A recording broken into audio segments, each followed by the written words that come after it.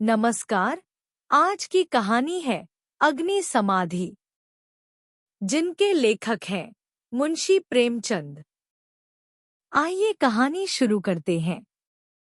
साधु संतों के सत्संग से बुरे भी अच्छे हो जाते हैं, किंतु पयाग का दुर्भाग्य था कि उस पर सत्संग का उल्टा ही असर हुआ। उसे गांजे, चरस और भंग का चस्का पड़ गया, जिसका फल यह हुआ कि एक मेहनती, उद्यमशील युवक आलस्य का उपासक बन बैठा। जीवन संग्राम में यह आनंद कहा।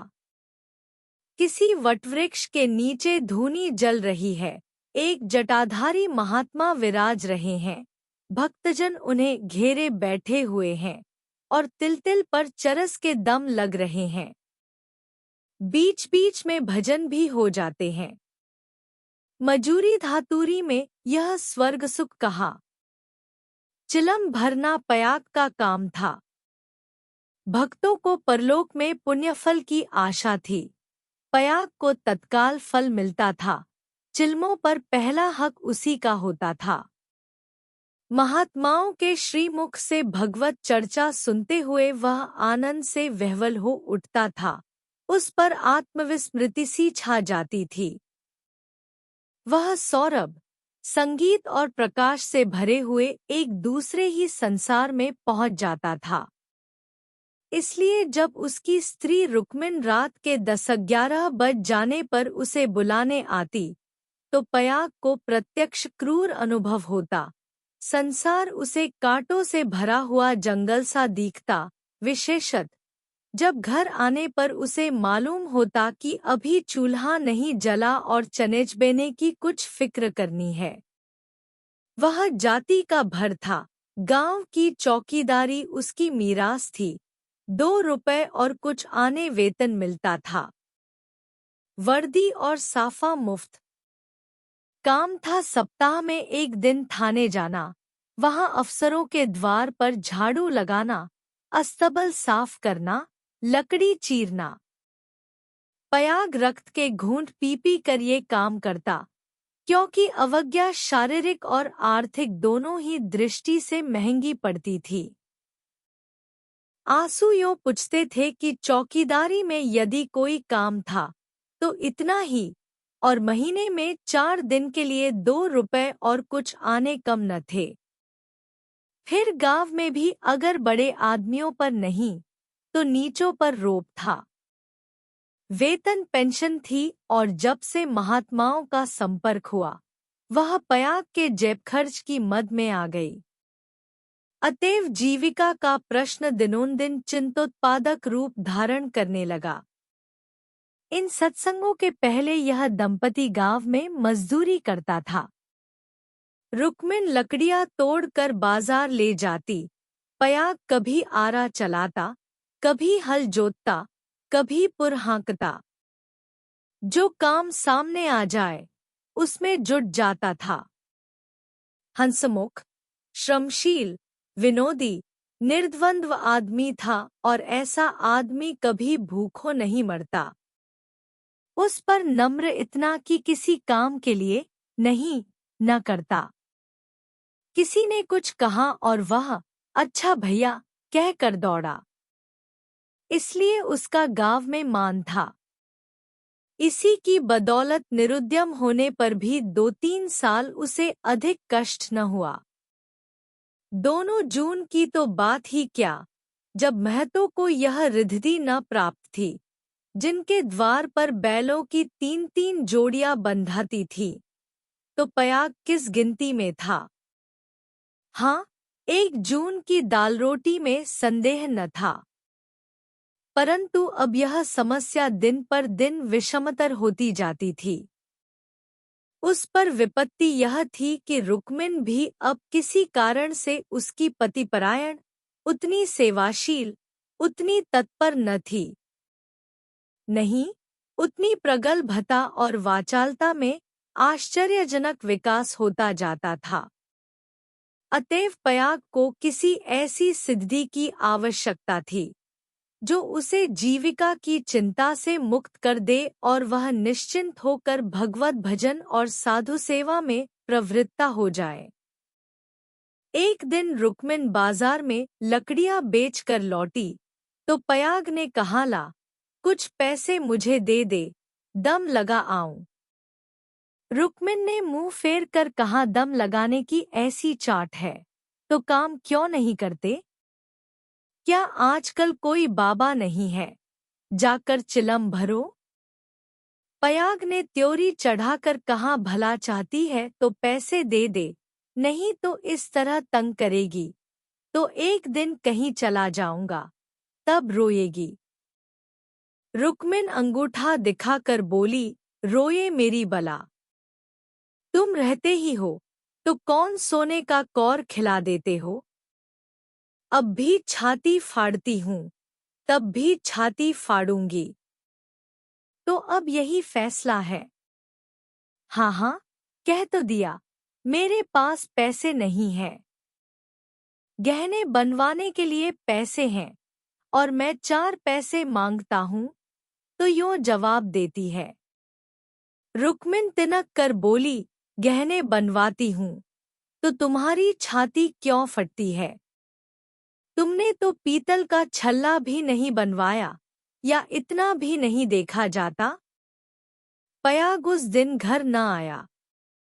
रात के 9 बज गए, तब रुक्मिन ने किवाड़ बंद कर लिए। समझी, गांव में कहीं छिपा बैठा होगा। समझता होगा मुझे मनाने आएगी, मेरी बला जाती है। जब दूसरे दिन भी पयाग न आया तो रुक्मिन को चिंता हुई। गांव भर छान आई, चिड़िया किसी भी डाल पर न मिली। उस दिन उसने रसोई नहीं बनाई। रात को लेटी भी तो बहुत देर तक आंखें न लगी। शंका हो रही थी, पयाग सचमुच तो विरक्त नहीं हो गया। उसने सोचा, प्रात काल पत्ता पत्ता छान डालूंगी, किसी साधु संत के साथ होगा, जाकर थाने में रपट कर दूंगी। अभी तड़का ही था कि रुक्मिन थाने में चलने को तैयार हो गई। किवाड़ बंद करके निकली ही थी कि पयाग आता हुआ दिखाई दिया, पर वह अकेला न था। उसके पीछे पीछे एक स्त्री भी थी। उसकी छींट की साड़ी, रंगी हुई चादर, लंबा घूंघट और शर्मीली चाल देखकर रुक्मिन का कलेजा धक से हो गया। वह एक क्षण हतबुद्धि सी खड़ी रही, तब बढ़कर नई सौत को दोनों हाथों के बीच में ले लिया और उसे इस भांति धीरे धीरे घर के अंदर ले चली, जैसे कोई रोगी जीवन से निराश होकर विषपान कर रहा हो। जब पड़ोसियों की भीड़ छंट गई तो रुक्मिन ने पयाग से पूछा, इसे कहाँ से लाए? पयाग ने हंसकर कहा, घर से भागी जाती थी, मुझे रास्ते में मिल गई। घर का काम धांधा करेगी, पड़ी रहेगी। मालूम होता है मुझसे तुम्हारा जी भर गया। पयाग ने तिरछी चितवनों से देखकर कहा, दुध पगली, इसे तेरी सेवाठल करने को लाया हूँ। नई के आगे पुरानी को कौन पूछता है? चल, मन जिससे मिले वही नई है, मन जिससे न मिले वही पुरानी है। ला, कुछ पैसा हो तो दे दे, 3 दिन से दम नहीं लगाया, पैर सीधे नहीं पड़ते। हाँ, देख 2-4 दिन इस बेचारी को खिला पिला दे, फिर तो आप ही काम करने लगेगी। रुक्मिन ने पूरा रुपया लाकर पयाग के हाथ पर रख दिया। दूसरी बार कहने की जरूरत ही न पड़ी। पयाग में चाहे और कोई गुण हो या न हो, यह मानना पड़ेगा कि वह शासन के मूल सिद्धांतों से परिचित था। उसने भेदनीति को अपना लक्ष्य बना लिया था। 1 मास तक किसी प्रकार की विघ्नबाधा न पड़ी। रुक्मिन अपनी सारी चौकड़ियां भूल गई थी। बड़े तड़के उठती, कभी लकड़ियां तोड़कर, कभी चारा काटकर, कभी उपले पात कर बाजार ले जाती। वहां जो कुछ मिलता उसका आधा तो पयाग के हत्थे चढ़ा देती। आधों में घर का काम चलता। वह सौत को कोई काम न करने देती। पड़ोसियों से कहती, बहन, सौत है तो क्या, है तो अभी कल की बहुरिया। 2-4 महीने भी आराम से न रहेगी तो क्या याद करेगी। मैं तो काम करने को हूं ही। गांव भर में रुक्मिन के शील स्वभाव का बखान होता था, पर सत्संगी घाघ पयाग सब कुछ समझता था और अपनी नीति की सफलता पर प्रसन्न होता था। एक दिन बहू ने कहा, दीदी, अब तो घर में बैठे बैठे जी ऊबता है, मुझे भी कोई काम दिला दो। रुक्मिन ने स्नेह सिंचित स्वर में कहा, क्या मेरे मुख में कालिक पुतवाने पर लगी हुई है। भीतर का काम किए जा, बाहर के लिए मैं हूं ही। बहू का नाम कौशल्या था, जो बिगड़कर सिलिया हो गया था। इस वक्त सिलिया ने कुछ जवाब न दिया, लेकिन वह लौंडियों की दशा अब उसके लिए असह्य हो गई थी। वह दिन भर घर का काम करते करते मरे, कोई नहीं पूछता। रुक्मिन बाहर से 4 पैसे लाती है तो घर की मालकिन बनी हुई है। अब सिलिया भी मजूरी करेगी और मालकिन का घमंड तोड़ देगी। पयाग पैसों का यार है, यह बात उससे अब छिपी न थी। जब रुक्मिन चारा लेकर बाजार चली गई तो उसने घर की टट्टी लगाई और गांव का रंगड़ंग देखने के लिए निकल पड़ी। गांव में ब्राह्मण, ठाकुर, कायस्थ, बनिए सभी थे। सिलिया ने शील और संकोच का कुछ ऐसा स्वांग रचा कि सभी स्त्रियां उस पर मुग्ध हो गईं। किसी ने चावल दिया, किसी ने दाल, किसी ने कुछ। नई बहू की आवभगत कौन न करता। पहले ही दौरे में सिलिया को मालूम हो गया कि गांव में पिसनहारी का स्थान खाली है और वह इस कमी को पूरा कर सकती है। वह यहाँ से घर लौटी तो उसके सिर पर गेहूं से भरी हुई एक टोकरी थी। पयाग ने पहर रात ही से चक्की की आवाज सुनी तो रुक्मिन से बोला, आज तो सिलिया अभी से पीसने लगी। रुक्मिन बाजार से आटा लाई थी। अनाज और आटे के भाव में विशेष अंतर न था। उसे आश्चर्य हुआ कि सिलिया इतने सबेरे क्या पीस रही है। उठकर कोठरी में आई तो देखा कि सिलिया अंधेरे में बैठी कुछ पीस रही है। उसने जाकर उसका हाथ पकड़ लिया और टोकरी को उठाकर बोली, तुझसे किसने पीसने को कहा है? किसका अनाज पीस रही है? सिलिया ने निशंक होकर कहा, तुम जाकर आराम से सोती क्यों नहीं? मैं पीसती हूँ तो तुम्हारा क्या बिगड़ता है? चक्की की घुमुर घुमुर भी नहीं सही जाती। लाओ, टोकरी दे दो, बैठे बैठे कब तक खाऊंगी, 2 महीने तो हो गए। मैंने तो तुझसे कुछ नहीं कहा। तुम कहो चाहे ना कहो, अपना धर्म भी तो कुछ है। तू अभी यहाँ के आदमियों को नहीं जानती। आटा तो पिसाते सबको अच्छा लगता है, पैसे देते रोते हैं। किसका गेहूं है? मैं सबेरे उसके सिर पर पटक आऊंगी। सिलिया ने रुक्मिन के हाथ से टोकरी छीन ली और बोली, पैसे क्यों न देंगे? कुछ बेगार करती हूँ? तू न मानेगी? तुम्हारी लौंडी बनकर न रहूंगी। यह तकरार सुनकर पयाग भी आ पहुंचा और रुक्मिन से बोला, काम करती है तो करने क्यों नहीं देती? अब क्या जन्म भर बहुरिया ही बनी रहेगी? हो गए 2 महीने। तुम क्या जानो, नाक तो मेरी कटेगी। सिलिया बोल उठी, तो क्या कोई बैठे खिलाता है?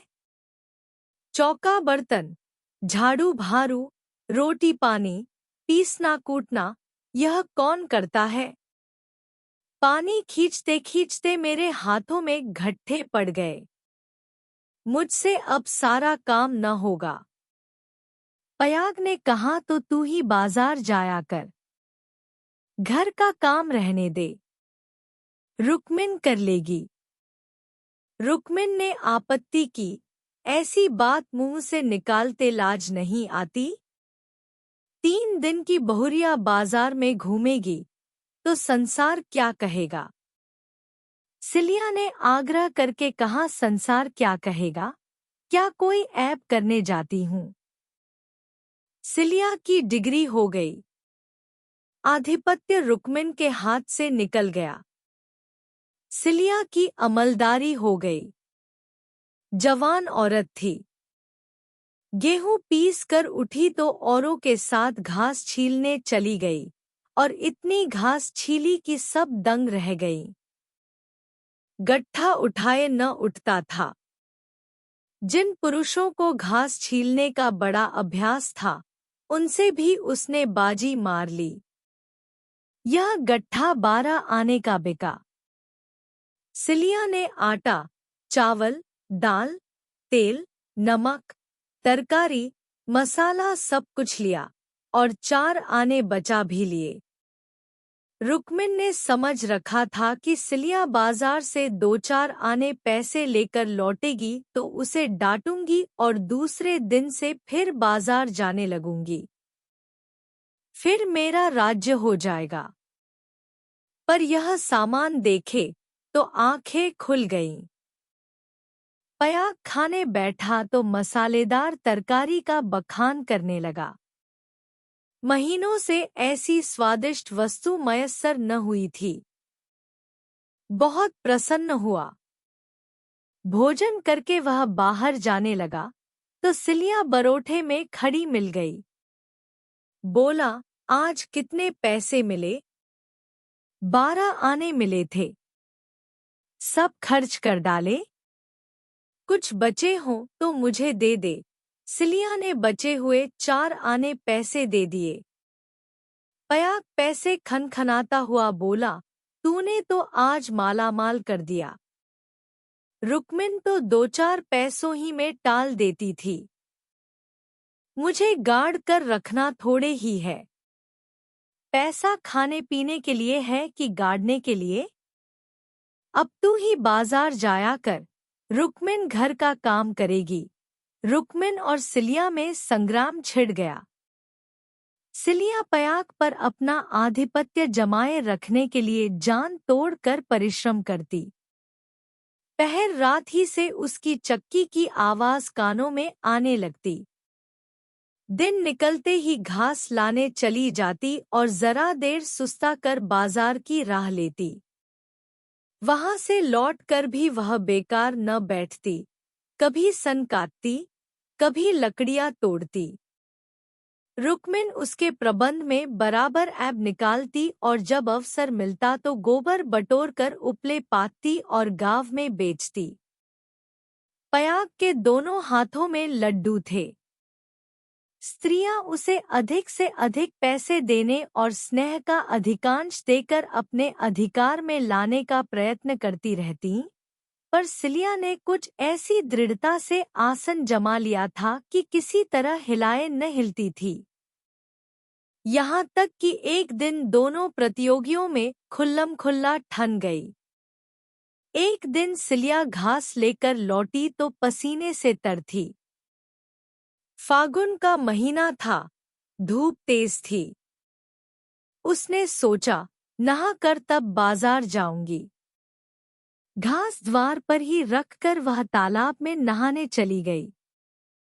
रुक्मिन ने थोड़ी सी घास निकालकर पड़ोसिन के घर में छिपा दी और गट्ठे को ढीला करके बराबर कर दिया। सिलिया नहा कर लौटी तो घास कम मालूम हुई। रुक्मिन से पूछा। उसने कहा, मैं नहीं जानती। सिलिया ने गालियां देनी शुरू की।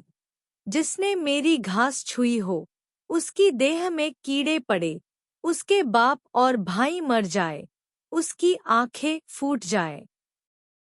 रुक्मिन कुछ देर तक तो जब्त किए बैठी रही, आखिर खून में उबाल आ ही गया। झल्ला कर उठी और सिलिया के 2-3 तमाचे लगा दिए।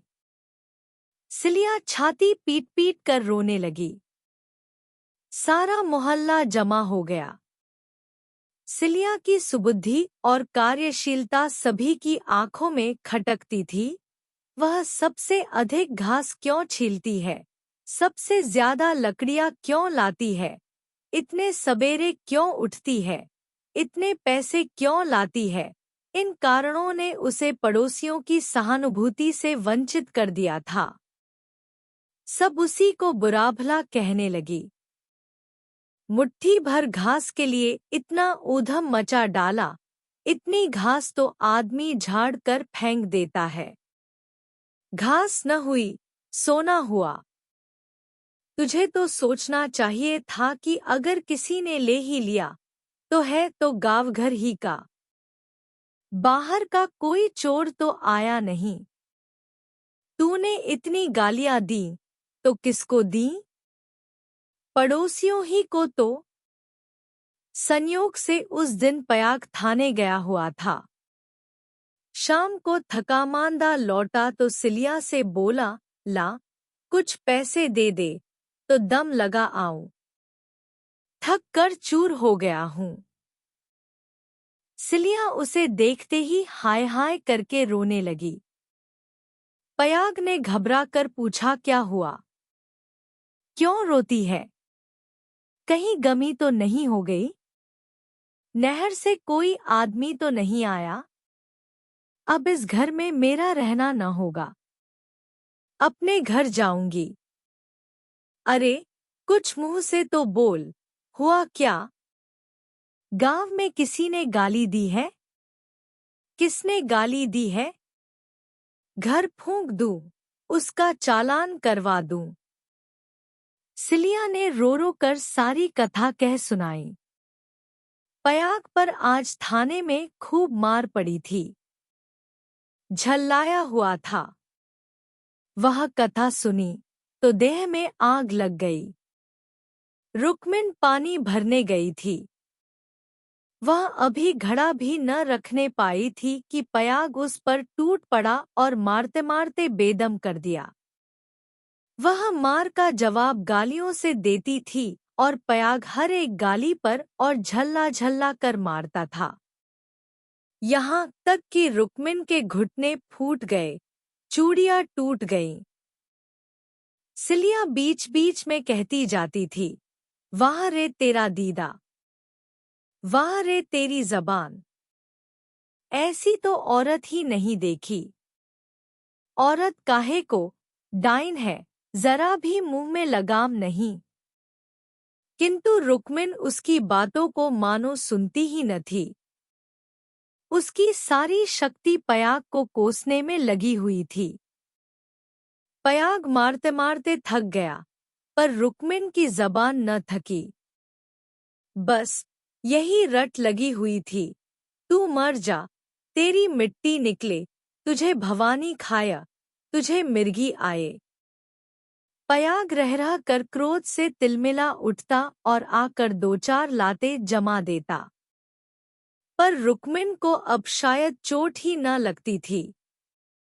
वह जगह से हिलती भी न थी।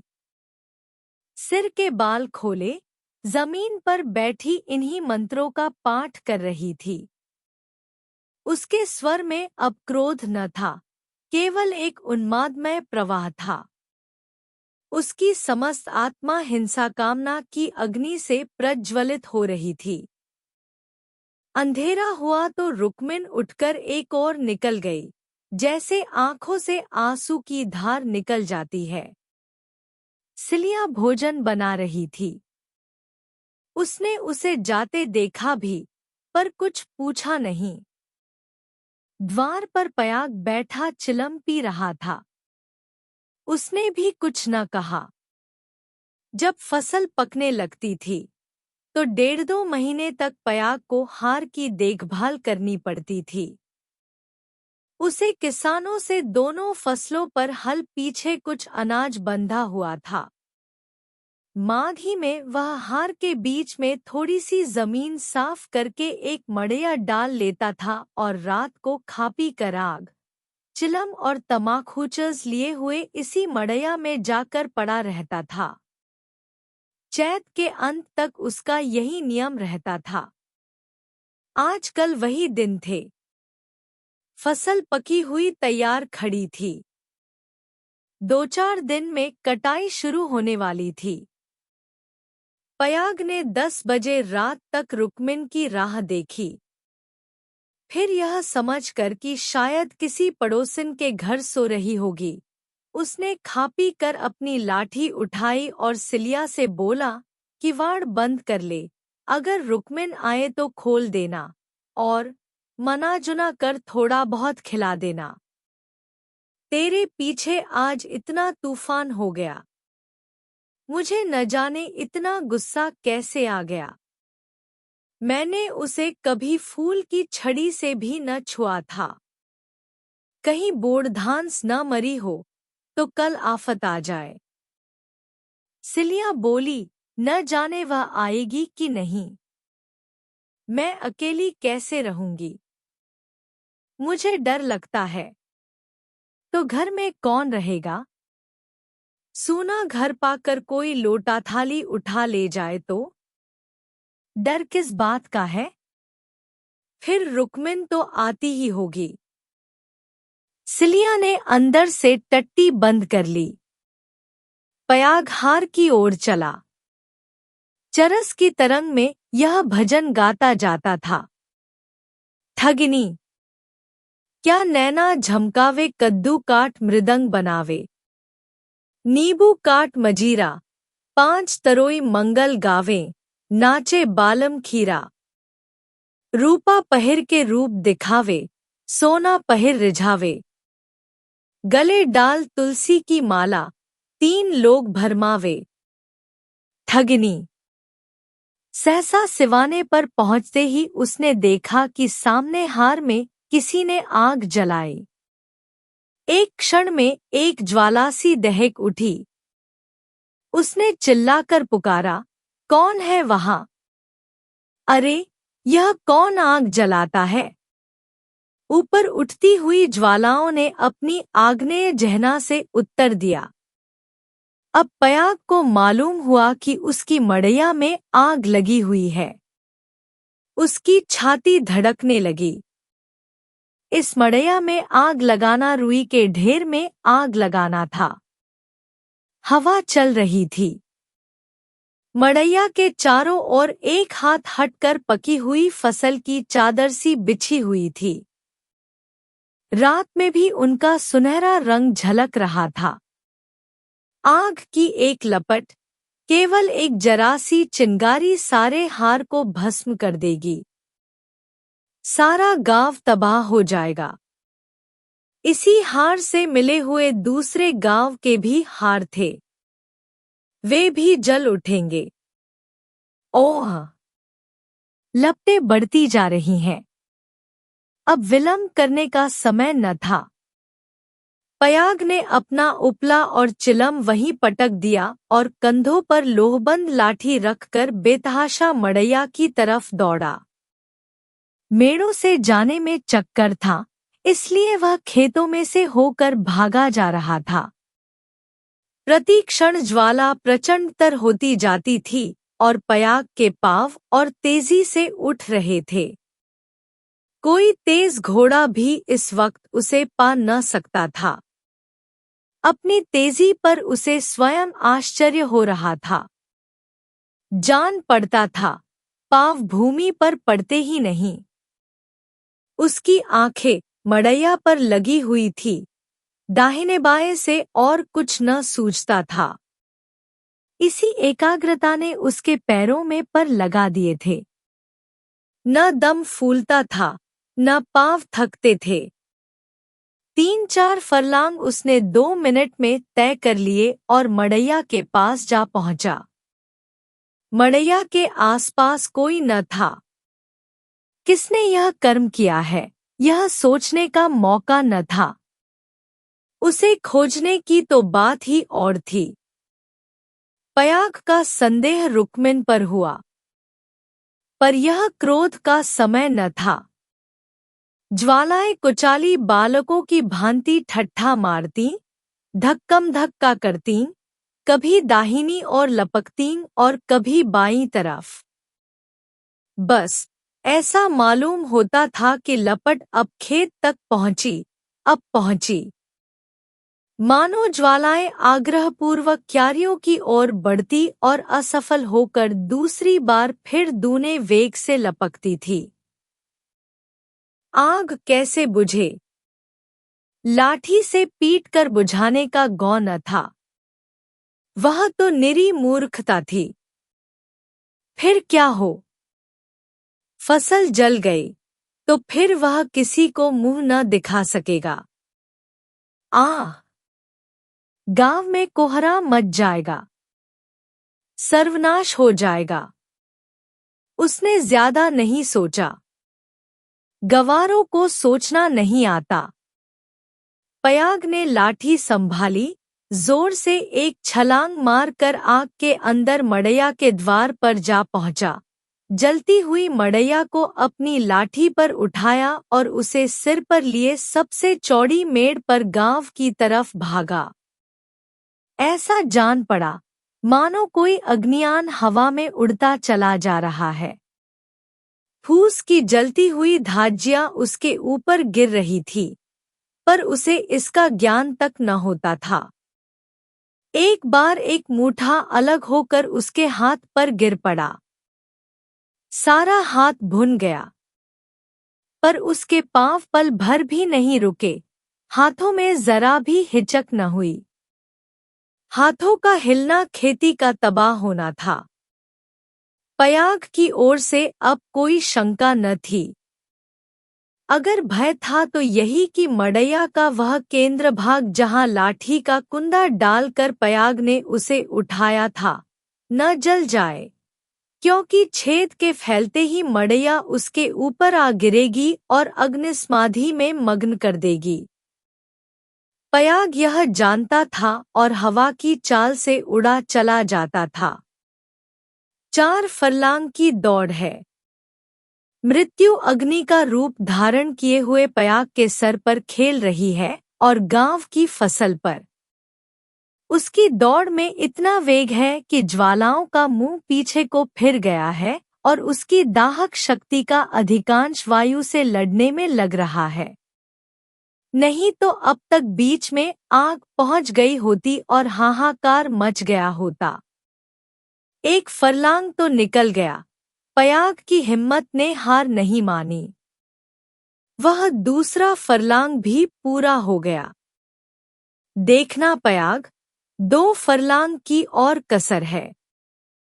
पांव जरा भी सुस्त न हो। ज्वाला लाठी के कुंदे पर पहुंची और तुम्हारे जीवन का अंत है। मरने के बाद भी तुम्हें गालियां मिलेंगी। तुम अनंत काल तक आहों की आग में जलते रहोगे। बस 1 मिनट और। अब केवल 2 खेत और रह गए हैं। सर्वनाश। लाठी का कुंदा निकल गया। मड़ैया नीचे खिसक रही है। अब कोई आशा नहीं। पयाग प्राण छोड़कर दौड़ रहा है। वह किनारे का खेत आ पहुंचा। अब केवल 2 सेकंड का और मामला है। विजय का द्वार सामने 20 हाथ पर खड़ा स्वागत कर रहा है। उधर स्वर्ग है, इधर नरक। मगर वह मड़ैया खिसकती हुई पयाग के सिर पर आ पहुंची। वह अब भी उसे फेंक कर अपनी जान बचा सकता है, पर उसे प्राणों का मोह नहीं। वह उस जलती हुई आग को सिर पर लिए भागा जा रहा है। वहां उसके पांव लड़खड़ाए। अब यह क्रूर अग्निलीला नहीं देखी जाती। एकाएक एक स्त्री सामने के वृक्ष के नीचे से दौड़ती हुई पयाग के पास पहुंची। यह रुक्मिन थी। उसने तुरंत पयाग के सामने आकर गर्दन झुकाई और जलती हुई मड़ैया के नीचे पहुंचकर उसे दोनों हाथों पर ले लिया। उसी दम पयाग मूर्छित होकर गिर पड़ा। उसका सारा मुंह झुलस गया था। रुक्मिन उसके अलाव को लिए 1 सेकंड में खेत के दौड़े पर आ पहुंची, मगर इतनी दूर में उसके हाथ जल गए, मुंह जल गया और कपड़ों में आग लग गई। उसे अब इतनी सुधि भी न थी कि मड़ैया के बाहर निकल आए। वह मड़ैया को लिए हुए गिर पड़ी। इसके बाद कुछ देर तक मड़ैया हिलती रही। रुक्मिन हाथ पांव फेंकती रही, फिर अग्नि ने उसे निगल लिया। रुक्मिन ने अग्निसमाधि ले ली। कुछ देर के बाद पयाग को होश आया। सारी देह जल रही थी। उसने देखा, वृक्ष के नीचे फूस की लाल आग चमक रही है। उठकर दौड़ा और पैर से आग को हटा दिया। नीचे रुक्मिन की अधजली लाश पड़ी हुई थी। उसने बैठकर दोनों हाथों से मुंह ढांप लिया और रोने लगा। रात काल गांव के लोग पयाग को उठाकर उसके घर ले गए। 1 सप्ताह तक उसका इलाज होता रहा, पर बचा नहीं। कुछ तो आग ने जलाया था, जो कुछ कसर थी वह शोकाग्नि ने पूरी कर दी। आपका दिन शुभ हो। मिलते हैं अगले वीडियो में। धन्यवाद।